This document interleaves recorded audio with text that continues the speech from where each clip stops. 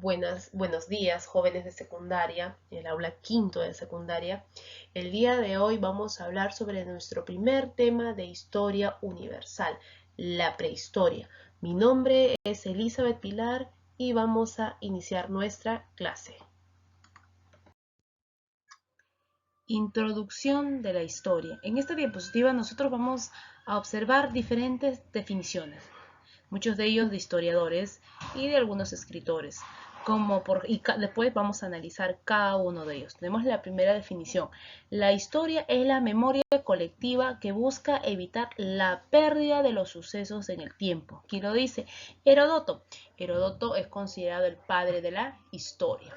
Luego tenemos la historia es la maestra de la vida. Eso era un pensamiento del mundo antiguo. Y por último, la historia es la émula del tiempo, depósito de las acciones, testigo de lo pasado, ejemplo y aviso de lo presente, advertencia de lo porvenir. ¿Quién lo indica? Miguel de Cervantes Saavedra. Como podemos apreciar en el concepto de historia, no es unívoco. ¿Qué quiere decir? Que no es único, sino que presenta diversas acepciones de acuerdo al tiempo y al enfoque de cada historiador. Sin embargo, a manera de conclusión, nosotros ¿qué es lo que vamos a hacer? Vamos a definir la historia desde un punto de vista como proceso y el otro como ciencia. Por ejemplo, nosotros qué podemos decir la historia como proceso es el desarrollo social de la humanidad a lo largo del tiempo. Constituye una de las actividades de mayor trascendencia que forma parte integral de los pueblos en todas las regiones del mundo y en todos los momentos de la vida humana. Esa es la historia como proceso. ¿Y qué quiere decir la historia como ciencia social? Estudia los hechos históricos con el fin de analizar e interpretar, para construir un conocimiento que permita la comprensión del pasado de la humanidad. En esta diapositiva nosotros vamos a hablar, les he preparado un organizador visual acerca de la clasificación de las fuentes históricas. Pero antes de hablar de fuentes históricas, nosotros necesitamos saber y conocer qué es una fuente histórica. Nosotros sabemos que las fuentes históricas constituyen la materia prima de la historia. Comprenden todos los documentos, testimonios u objetos que nos transmiten una información significativa referente a los hechos que han tenido lugar especialmente en el pasado. Por ejemplo, nuestras fuentes históricas se dividen en fuentes primarias y fuentes secundarias. ¿Qué son las fuentes primarias? Las fuentes primarias, o algunos le llaman fuentes directas, son las que se han elaborado prácticamente al mismo tiempo que los acontecimientos que queremos nosotros conocer. Llegan a nosotros sin ser transformadas por ninguna persona, es decir, tal y como fueron hechas en su momento, sin ser sometidas a ninguna modificación posterior. Dentro de estas fuentes primarias nosotros tenemos a las fuentes escritas, que vienen a ser los manuscritos. En las fuentes escritas podemos mencionar nosotros a los documentos que pueden ser públicos o privados, ¿no? En los públicos tenemos los político, económico, jurídico, entre otros. En las publicaciones periódicas tenemos luego una fuente escrita, las memorias y diarios personales, las correspondencias, las cartas, las obras literarias, científicas, todos ellos forman parte de una fuente escrita. Y ahora en una fuente iconográfica tenemos las obras plásticas y las gráficas.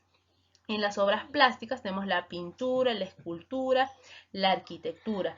Y en las gráficas tenemos la fotografía y el cine.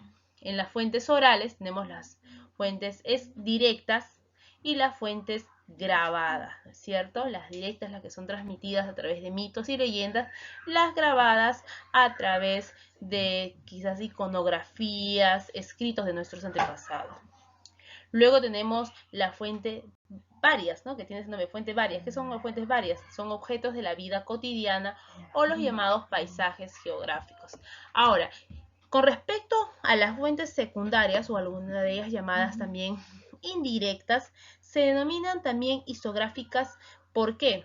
Porque se elaboran a partir de fuentes, ¿no? ¿De quién? De las fuentes primarias, como quienes aquí tenemos, por ejemplo, los libros, los artículos de revistas y periódicos, ¿no es cierto? Todos ellos forman entonces parte de las fuentes históricas. Si en el examen o en la práctica les pregunte, mencione las fuentes de la historia, tenemos dos, las primarias y las secundarias. Jóvenes, no se vayan a olvidar. La periodización de la historia. Para una mejor comprensión y ubicación de los hechos históricos, se han evaluado distintas formas de periodizar la historia. La periodización se refiere a la clasificación de los hechos pasados, de acuerdo a ciertos lineamientos comunes. Por ejemplo, partiendo de la concepción de que la historia utiliza como fuente principalmente los documentos escritos, se ha establecido la invención de la escritura como criterio para la división del desarrollo humano en dos grandes etapas. ¿Y cuáles son esas dos grandes etapas? La prehistoria y la historia. Nosotros sabemos que la periodización de la historia fue realizada por Boucher de Petrer, que es considerado el padre, de este caso el padre de la prehistoria. El que nos indica, por ejemplo, él nos indica que nuestra historia estuvo dividido en un periodo corto, ¿no?, denominado prehistoria, donde se da lo que viene a ser las comunidades primitivas. Luego tenemos la historia, que está dividida en 4 edades: la edad antigua, media, moderna y contemporánea. La historia como tal se va a definir recién con la invención de la escritura. ¿En qué año se va a dar eso? En el año de 3500 antes de Cristo. La edad antigua termina con la caída de Roma de Occidente, la edad media termina con la toma de Constantinopla, la edad moderna, en este caso, o la contemporánea, va a iniciar con la revolución o el inicio de la Revolución Francesa. Ya, jóvenes, a ver, esta periodización nos han enseñado siempre cuando nosotros hemos hablado acerca de historia universal o incluso una pequeña, es como un tema introductorio en lo que son las ciencias sociales. Desde mi punto de vista, el problema de esta periodización radica en su marcado eurocentrismo. O sea, si tú te das cuenta, todos esos sucesos son de Europa. Es como que si hubieran enfocado solo, o en este caso que el único continente o los únicos sucesos que se dio en todo el mundo fue Europa. Cuando nosotros sabemos que existen varios continentes y en cada uno de ellos se dio quizás hechos muy importantes y muy resaltantes. ¿Por qué centrarnos solo en Europa? Esa es mi pregunta. Lo cual deja de lado. Y sobre todo, mira, todos son datos muy positivos, sencillo, tiene un enfoque positivista, lo cual deja de lado eventos, como ya les indiqué, eventos históricos importantes de otros continentes y genera cierta parcialización, o sea, a la hora de analizar y comparar hechos en uno y otro lado. Ya, jóvenes, entonces ahí les dejo a ustedes como para poder analizar, ¿están o no de acuerdo en esta periodización? Desde mi punto de vista, ya les expliqué, no, a mí no me parece, ¿no?, que se centre solo en Europa.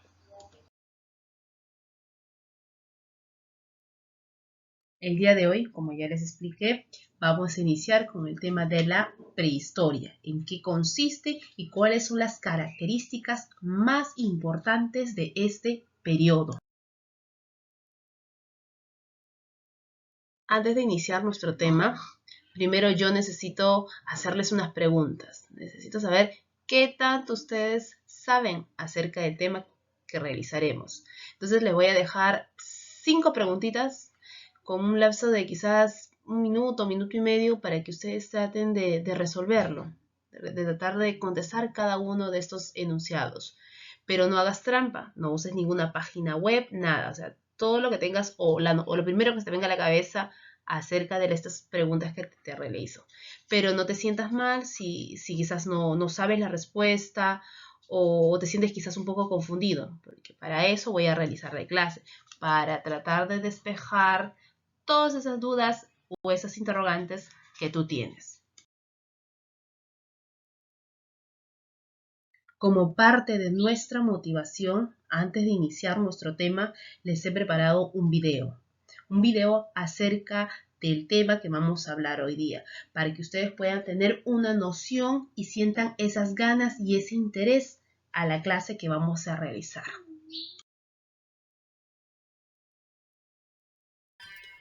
La prehistoria. La prehistoria es la etapa más antigua de la humanidad, ya que abarca desde el origen de la humanidad hasta la invención de la escritura. Este periodo se remonta a hace 5 millones de años, Sí, efectivamente, es un periodo bien largo. Se llama prehistoria porque es anterior a la historia, es decir, anterior a la invención de la escritura. El hombre en la prehistoria. Según la teoría de la evolución, el hombre moderno, es decir, nosotros, se fue formando a partir de un grupo de primates que fueron capaces de ponerse de pie. Su cerebro creció y esto permitió pensar. ¿Sabías que los primeros hombres vivieron en África? La prehistoria se divide en 3 etapas: el paleolítico, el neolítico y la edad de los metales. El paleolítico. Durante el paleolítico, los seres humanos eran nómadas, es decir, no vivían en un mismo lugar, se desplazaban en diferentes zonas en busca de diferentes alimentos. Sí, efectivamente, eran cazadores y recolectores. Entre sus platos favoritos estaban los frutos silvestres, los ciervos, los bisontes o incluso los mamuts. Se organizaban en tribus y vivían en cabañas o cuevas naturales, que eran decoradas con las famosas pinturas rupestres, donde se representaba escenas de caza, como las que podemos nosotros apreciar en nuestra imagen, y en la actualidad siguen perdurando. En el Paleolítico se descubrió el fuego, y se construyeron las primeras herramientas de piedra. De ahí viene el nombre, Paleolítico, que quiere decir piedra antigua. Estos primeros hombres fueron progresando y mejoraron sus herramientas. Así se inicia el Neolítico, que quiere decir piedra nueva, que se sitúa aproximadamente 10.000 años. El Neolítico. El Neolítico inicia con la agricultura y la ganadería. En esta etapa los seres humanos van a empezar a domesticar animales y a cultivar la tierra para conseguir alimentos. Por este motivo dejaron de ser nómades y se convirtieron en sedentarios. Ya no necesitaban desplazarse para buscar alimento, tenían todo en un solo lugar para poder sobrevivir. En el Neolítico se observan los primeros asentamientos, que estaban construidos alrededor de zonas fértiles y abundante agua, que eran importantes para poder regar y para que los animales pudieran beber. Los cultivos y los animales mejoraron la alimentación de las personas y esto hizo que ellos se incrementaran. En esta etapa hubo un descubrimiento muy importante, la rueda, y esta sirvió para que pueda hacer el trabajo de la agricultura más fácil. También aparecieron otros inventos, como la vela, la alfarería, el telar o el arado. Los seres humanos siguieron progresando y empezaron a mejorar sus herramientas y construyeron armas. Y en este momento termina el Neolítico y empieza la edad de los metales.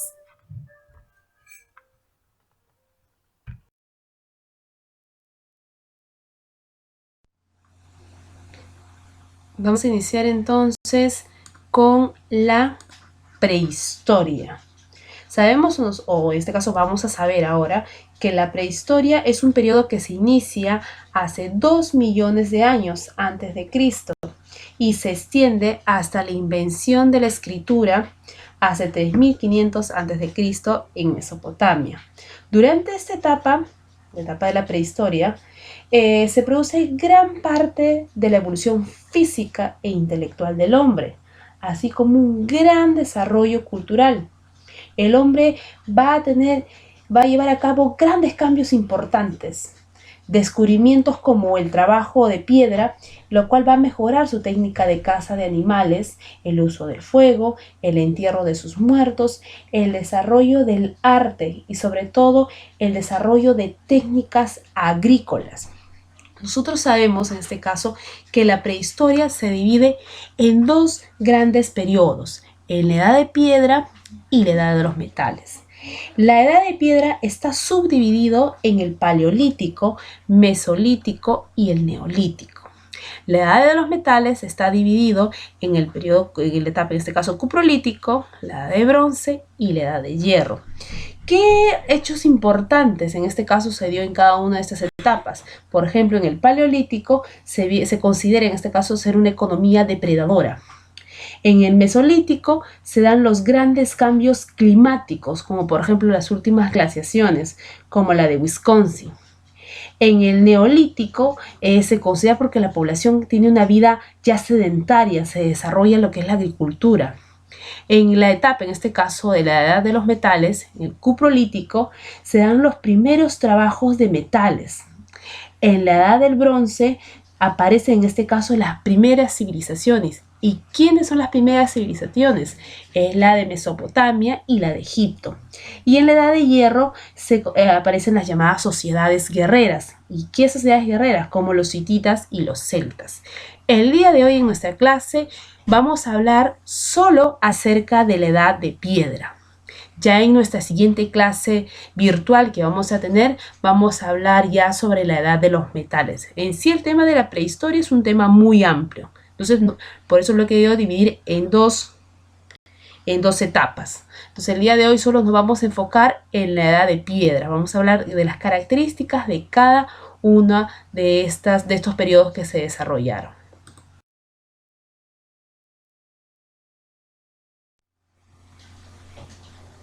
La edad de piedra. La edad de piedra es la etapa más extensa de la prehistoria. Y como les mencioné en la anterior diapositiva, la edad de piedra está subdividida en 3 etapas: el paleolítico, el mesolítico y el neolítico. Ahora nosotros vamos a hablar acerca del paleolítico. El término paleolítico, ¿qué significa paleolítico? Paleolítico significa piedra antigua. En este periodo el hombre va a desarrollar el trabajo de piedra usando la técnica del tallado o percusión, así como podemos apreciar en nuestra imagen. Durante este largo periodo el hombre fue nómade. ¿Y qué quiere decir nómade? Que se movilizaba de un lugar a otro. ¿Y qué factores influye a que el hombre se movilice de un lugar a otro? El primer factor puede ser debido a los cambios climáticos y el segundo es porque los animales migraban y ellos se veían en la necesidad de seguir a estos animales, ya que ellos les abastecía de carne y de pieles. Es posible que empezaran también estos hombres a refugiarse en cavernas, después que ellos empezaran a utilizar el fuego. Nosotros sabemos que el paleolítico también se subdivide en otras subetapas, que es el paleolítico inferior, en el paleolítico medio y el paleolítico superior.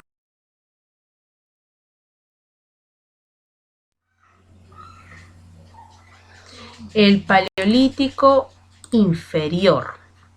A ver, en esta etapa, los hombres empiezan a fabricar sus primeros instrumentos. ¿Instrumentos hechos a base de qué? ¿De qué? A base de piedra, como las que se puede apreciar en nuestra imagen, nuestro PPT. Las cuales eran muy simples, ¿no? Así como están, ¿no? Muy simples. Aún no podían fabricar herramientas muy elaboradas, como lanzas, sino que fabricaban objetos simplemente para desgarrar la carne. ¿La carne de quién? De los animales. A estos primeros instrumentos líticos se le conoce como chopping tools. ¿Y qué quiere decir? Si traducimos de manera literal, quiere decir canto tallado o piedra tallada, ¿no? Y algunos historiadores le llaman cultura de los jígaros. Gran parte de estos primeros instrumentos fueron hallados en Old Dubai. ¿Dónde queda Old Dubai? En Tanzania, África, donde también fueron encontrados los restos del Homo habilis. Esta información ya se los di en este caso en nuestra primera clase de hominización y espero que no se hayan olvidado. Posteriormente, la técnica de percusión va mejorando cuando el Homo erectus descubre el fuego, así como el que está en nuestra imagen, ¿no? El Homo erectus ahí descubriendo el fuego, mejora la técnica de producción de instrumentos de piedra y se desarrolla la llamada industria achelense. ¿Y qué es la industria achelense? Es la producción de instrumentos. ¿Pero qué instrumentos de qué? Instrumentos de piedra.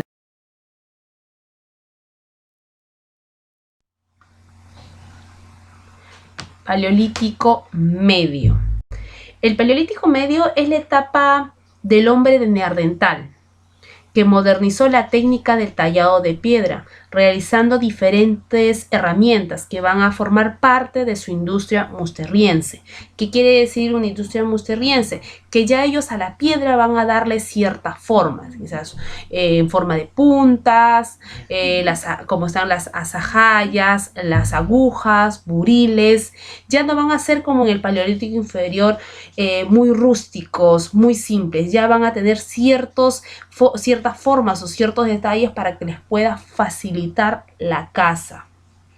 También ellos, en este caso los neandertal, ya ellos elaboraban lanzas afilando las puntas de palos de madera, que iban endureciéndoles con el fuego. De esta manera se logra mejorar la técnica de la caza. A esta etapa corresponden también, además, ¿no es cierto?, los primeros entierros humanos, como las que podemos apreciar en nuestra imagen, un enterramiento de un neandertal, los cuales se cree que ellos lo realizaban con un sentido mágico religioso.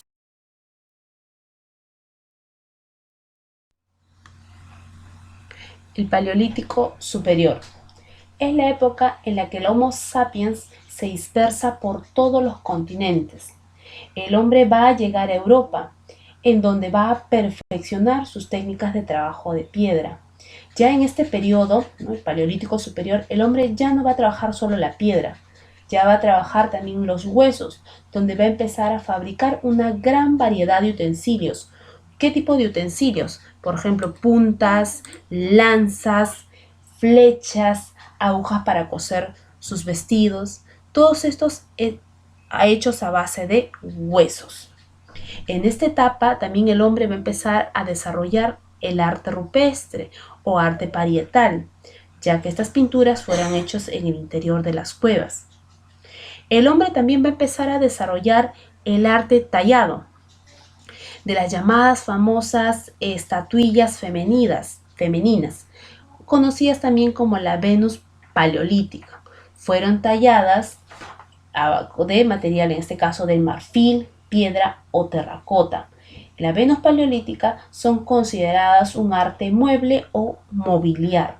Las Venus más conocidas tenemos a la Venus de Brazenpoy, que fue tallado con marfil de mamut, fue descubierta en el año de 1881. Luego tenemos la Venus de Lempuch, que fue descubierto en Francia en el año de 1922, también tallado de marfil, y la Venus más famosa en este caso, la Venus de Willenford, que fue descubierta en Austria.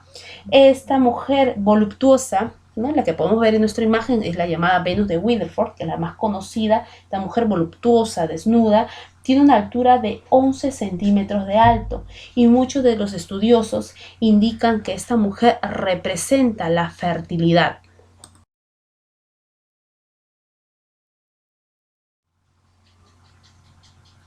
El Mesolítico. El Mesolítico quiere decir piedra media. Es una época de transición porque va a estar entre el Paleolítico y el Neolítico. En esta época se van a dar cambios importantes que van a influir en la forma de vida del hombre. A finales del Paleolítico terminan las últimas glaciaciones. El clima se torna más cálido y va a permitir al hombre aprovechar mejor los recursos del medio ambiente. La migración humana son menos frecuentes. El hombre practica lo que algunos lo clasifican como transhumancia estacional. ¿Y qué es transhumancia estacional? Es decir, que las migraciones solo se van a producir por los cambios de estación. O sea, ¿qué quiere decir? Que en época donde comienza la temporada fría, el hombre va a empezar a buscar otros lugares más cálidos. En el Mesolítico van a empezar a domesticar los animales y a cultivar las plantas. A esto se le conoce como las técnicas agrícolas primitivas, o también llamadas como horticultura. Y en nuestra última etapa de la Edad Piedra vamos a hablar del Neolítico. ¿Y qué características tiene este periodo? Para empezar, el Neolítico significa piedra nueva. ¿Y por qué recibe el nombre de piedra nueva? Ya que el hombre en este periodo va a desarrollar nuevas técnicas en el trabajo de la piedra. Ya no será tallada como en el Paleolítico, sino que ahora será pulida para darle un acabado más liso. En el Neolítico, el hombre deja de ser nómade y se vuelve sedentario. Pasa de ser depredador y se vuelve ahora productor de sus propios alimentos.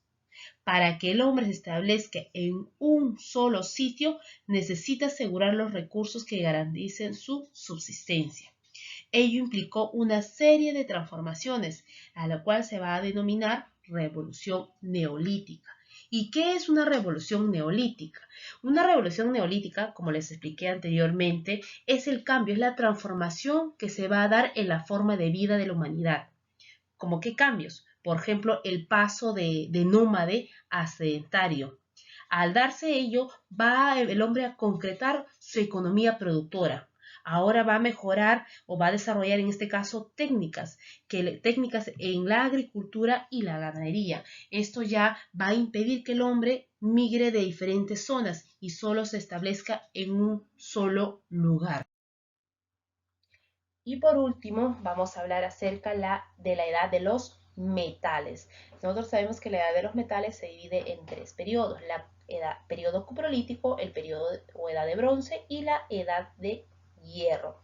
La edad, en este caso cuprolítico, ¿en qué consiste? Es el tránsito de la edad de piedra a la edad de los metales. Se utiliza el cobre en la elaboración de herramientas, aunque no se logra desplazar a la piedra. La edad del bronce. El cobre se une con el estaño para formar el bronce, que es una aleación, lo cual permite elaborar herramientas y armas más resistentes, desplazando totalmente a la piedra. Los pueblos que poseían armas de bronce fueron imponiéndose sobre otras aldeas o ciudades-estado, convirtiéndose en estados esclavistas. ¿Como quiénes? Como los acadios, egipcios y asirios. Luego tenemos la edad de hierro. La primera forja de hierro es atribuida a los hititas, que era un pueblo indoeuropeo, hacia el primer milenio antes de Cristo. Con este metal se elaboraron mejores armas que contribuyeron a la consolidación de los estados esclavistas.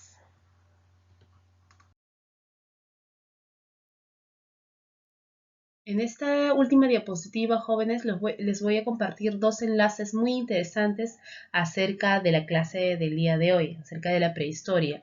Dos enlaces que van a ustedes a saber y a conocer un poco más del arte rupestre y sobre las diferentes técnicas que se usaron para la elaboración de estas pinturas. Espero que las páginas sean de su interés.